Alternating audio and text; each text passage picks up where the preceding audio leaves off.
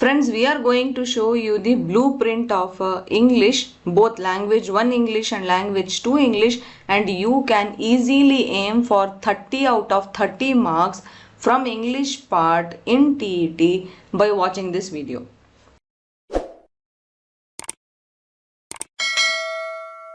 Hello everyone, welcome back to my YouTube channel Unfog with Dr. Atahar Parvin. Many aspirants were asking for English blueprint after watching the maths and science blueprint. Also social science aspirants were asking for English blueprint. We could see many comments below our videos. So we have made a blueprint by analyzing the previous year question papers of 2023 and 2024, both for English language 1 and English language 2. See, actually English is a major part of TET because it is having 30 questions with 30 marks, and these 30 marks if you gain, this can make you qualify TET. This video is going to help all aspirants, not only maths and science aspirants but also social science aspirants. So let us start with the first language English. So here you can see we have made sections by analyzing the question paper, and we have noted the question numbers, and we are also giving you the number of questions along with the topics covered. Let's start with the question number 1. See, this is English language 1 blueprint. So that's why question number is starting from 1. From question number 1 till question number 30, you will have English questions in Karnataka TET if your language 1 is English. Okay. Now how the question paper will start? If you see the blueprint, it will start with the comprehension. In that comprehension you will have prose, and based on that comprehension you will have around 8 questions. What will be the questions based on? See, actually the questions will be based on the details of the given comprehension. You will have to read the comprehension and then give the answers, right? So the questions will be based on the details of that comprehension. It will be based on interference, means everything related to that prose they will ask. Okay. Then they may ask synonyms, they may ask antonyms, they may ask questions related to syllables and vocabulary. So these things, if you be perfect and if you read the comprehension carefully, then you can easily answer those questions. Following that comprehension of prose, you will have the comprehension of a poem. Number of questions will be 7, and the question number 9 to 15 is from the poem comprehension. Okay. Now what will be the questions based on this type of comprehension? They will ask questions based on the theme of the poem, then meaning, then literacy devices, maybe like a smiley is there, metaphor, alliteration, personification. Those type of questions will be asked. Of course, because we are talking about a poem, they can ask questions based on rhyming words also. Okay. Then after that they will ask questions based on usage of grammar and usage of English language. So those will be from question number 16 to 20. Basically, total of 5 questions will be asked from proper English grammar. So you have to focus more on proper English grammar with only few topics like verb forms, degrees of comparison, reported speech, then how to combine the sentences, active and passive voice. So these type of famous topics only they will ask. Okay, so total till now 20 questions, right? Now out of 30 questions, rest of the 10 questions will be asked from English pedagogy part. Question number 21 to 30. They will ask from English pedagogy part.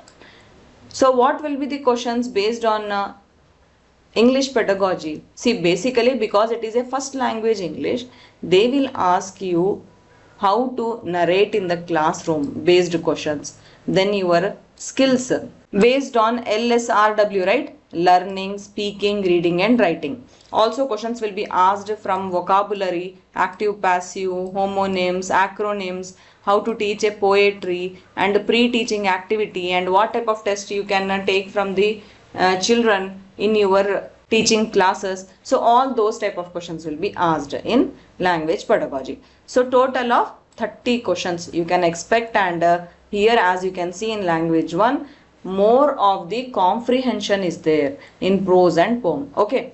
Now let's move to language 2 English. So aspirants who have second language English, for them what will be the blueprint? See, that blueprint is also similar type of blueprint. It is also having prose comprehension, poem comprehension, followed by grammar and language use and language pedagogy. But here the topics are different. Of course, for comprehension of prose and poem, though same type of questions will be asked depending upon that particular comprehension, like question number 31 to 38, because we are talking about second language English. Okay, so total of 8 questions. They will be asked from comprehension. Same thing like synonyms, antonyms will be there. Details will be asked from the comprehension depending upon the facts and reasons they may ask. They may ask some interference questions. They may ask question tags. They may ask the class of the word and all that in comprehension part.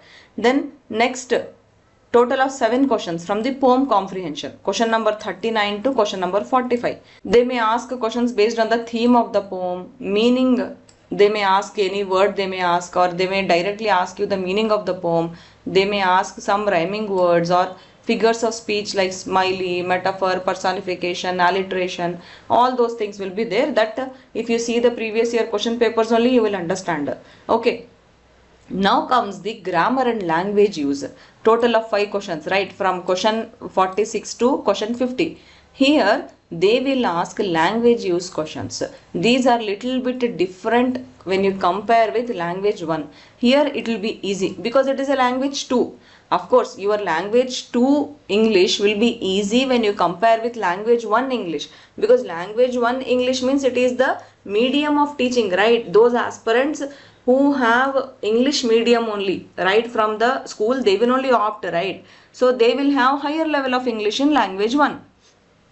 But if you are opting for language 2 as English, then those questions will be easy when compared with the language 1 aspirants question paper. Okay. Next comes our language pedagogy. Total of 10 questions will be asked. Question number 51 to 60. They will ask questions based on use of dictionary, phonetics, how the communication skills are there, they want to check from the aspirants. Then role play, lesson planning, assessments like formative assessment, then minimal pairs, and they will also check the fluency and accuracy of the English of the aspirants in language 2 paper. Okay, clear, right?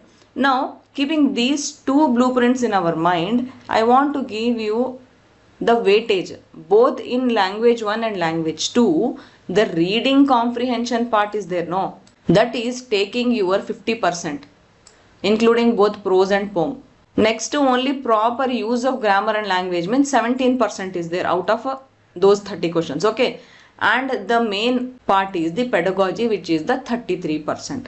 Okay. So this is the weightage I have divided. 50% for prose and poem, 17% for proper grammar, 33% pedagogy will be there as per our blueprint. Okay, clear, right? As we are telling that language 2 will be easy when compared to language 1, what are the main differences that I wanted to tell you? Okay, so here you can see that in language 1, in comprehension, simple stories, poems and basic interference will be there in your prose part and in poem part. Same thing will be there for language 2 also, simple things only will be there, but here they will stress more on vocabulary and grammar, because they want to test you whether you know English properly or no, right? For English 1 aspirants, they will not test it. They will only see whether they are able to teach properly or no. But for language 2, they will check your grammar. So that's why questions will be little bit more on vocabulary and grammar, but they will be easy when compared to language 1. Okay. In grammar, no, they will ask school level grammar like verbs, degrees, voice, speech, all those type of questions will be asked in language 1. Whereas in language 2, simple functional grammar will be there like articles, prepositions and tenses. Of course, about pedagogy I told you, right? Here teaching the mother tongue basics will become priority for language 1. But in language 2, teaching English like phonetics, role play, fluency, that will become important. So those type of questions will be asked depending upon language 1 and language 2. So based on the blueprint which we saw for English language 1 and language 2, we have some important tips for you. See, if you really want to score 30 on 30, what you have to do? You have to read and read and read. You have to master reading, because half of the paper, that is out of 30 questions, 15 questions are from comprehension only. So if you read and practice a lot and you get master in reading, things will become very easy for you to answer the questions related to comprehension, either it is prose or poem. Okay. Next important, don't think pedagogy is just a theory. Don't say that madam we get bored, madam we don't understand. See, pedagogy, if you really understand, it will help you secure 10 marks. Not only that, it will also help you become a good teacher. You can use these classroom tricks in your class also while teaching in the class, and it will also give you marks. So why not, right? See, pedagogy is not tough. You try to mug up, you try to by heart. That's why it becomes tough for you. You should sit and understand pedagogy because it is made for teachers to help teach in the classroom. Okay. Then with pedagogy, you will get 10 more marks, right? Now remaining marks, that is 5 questions, 5 marks, grammar. So that much grammar is actually easy to score because once you are preparing for comprehension, your grammar also will become strong. Once you are reading pedagogy, in that way also your grammar will become strong.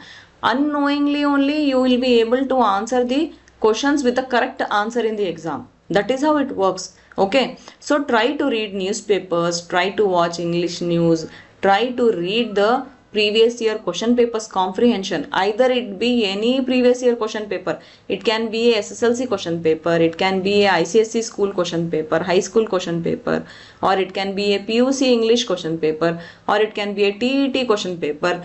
Try to read the comprehension passages, okay, or try to read the short stories. Purchase a nice English book. You can read that book also when you want to de-stress yourself. Another most important tip or trick we wanted to give you is, once you are preparing for comprehension and pedagogy, don't go to prepare for entire of the grammar. You can focus on main topics like functional grammar is there, voices, tenses, articles, prepositions, reported speech.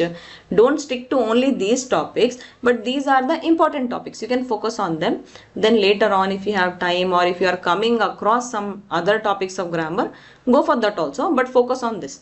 This will help you in gaining more marks in the exam.